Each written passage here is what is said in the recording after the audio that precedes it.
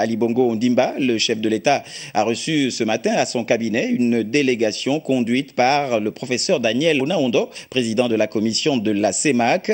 L'échange a eu lieu en présence du gouverneur de la Banque des États de l'Afrique centrale. La situation économique de la sous-région d'Afrique centrale était donc à l'ordre du jour. Le point de la communication présidentielle.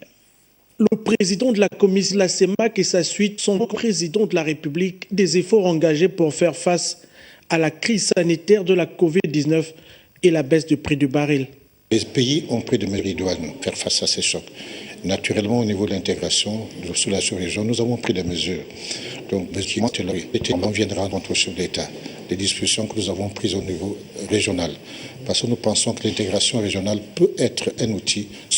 Et je dois vous dire que la satisfaction que Gabonais, c'est qu'au cours de la tournée des bailleurs de fonds, nous avons eu des félicitations du Gabon à cause du cluster de Hancock. Parce qu'il a vu que plus le processus de production est long, plus il y a de la valeur ajoutée. Tout le monde a félicité le Gabon pour accepter de transformer le bois localement. Les États de la communauté aujourd'hui vivent une situation sans précédent. Mais les solutions préconisées auront permis d'amortir le choc.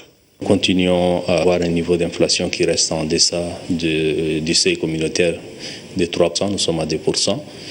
La bonne nouvelle, c'est que nous avons aussi notre pouce derrière. Pour la monnaie, on a deux éléments de soutenabilité. C'est le niveau d'inflation qui doit être en dessous de 3%, nous sommes à 2%. Et la pouce derrière de nos réserves d'échange, nous sommes à 70% des taux de couverture de réserves d'échange, qui est dans cette situation difficile, vraiment un taux très appréciable. Le président, naturellement, a apprécié cela. Nous lui avons rendu compte de toutes les réformes que nous menons. Donc, vous comprenez aisément que la somme des efforts faits par les pays de la CEMAC permettent justement à la région de la CEMAC de se maintenir à un niveau appréciable par rapport à ce qui était prévu. Nous faisons mieux. Donc, ce n'est pas là l'occasion pour nous de chanter, devons plutôt redoubler d'efforts. Et c'est justement ce que le chef de l'État nous a dit. Pour l'Afrique centrale, la mise en œuvre des projets migrateurs et la convergence des politiques économiques devraient permettre d'accélérer la relance de l'économie pour une croissance durable.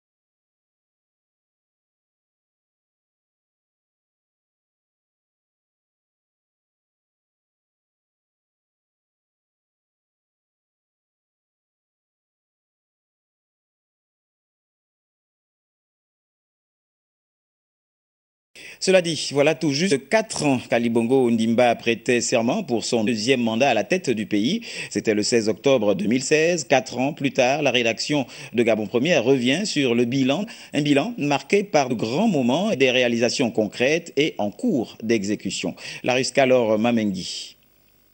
16 octobre 2016, octobre 2020, 4 ans déjà que le chef de l'État, Ali Bongo Ondimba, préside à la destinée de notre pays, le Gabon, pour un deuxième mandat. Au lendemain de sa session de serment, le président de la République a organisé un dialogue politique ouvert à toutes les forces vives de la nation pour discuter à bâton rompu de tous les sujets qui concourent à la construction du Gabon que nous voulons tous. Au sortir de ces moments historiques pour notre pays, le chef de l'État a mis en place un gouvernement d'ouverture qui a vu l'entrée de plusieurs figures pro de l'opposition, une équipe qui avait la lourde charge de conduire l'application des actes de dialogue, mais également de mettre en musique la politique économique et sociale. Président Ali Bongo Ondimba. 2018, gouvernement sur un seul plan qui vise entre autres à assurer le port en versifiant. Dans cette dynamique a été organisée la task force de l'économie qui a conduit aux réformes visant la maîtrise de la masse salariale de l'État, baissée de 10% de francs CFA. Une véritable cure d'amaigrissement qui a permis au pouvoir public d'avoir une meilleure marge de manœuvre à dépenser l'investissement. Ce deuxième mandat a également été marqué par les ennuis de santé du président Ali Bongo Ondimba en 2018. Quelques mois plus tard, il se remet sur pied avec la même détermination, celle de mener le Gabon vers le développement. Cela passe par le changement de mentalité, mais également par la culture des valeurs de probité et d'exemplarité, surtout pour les personnes détentrices de la chose publique.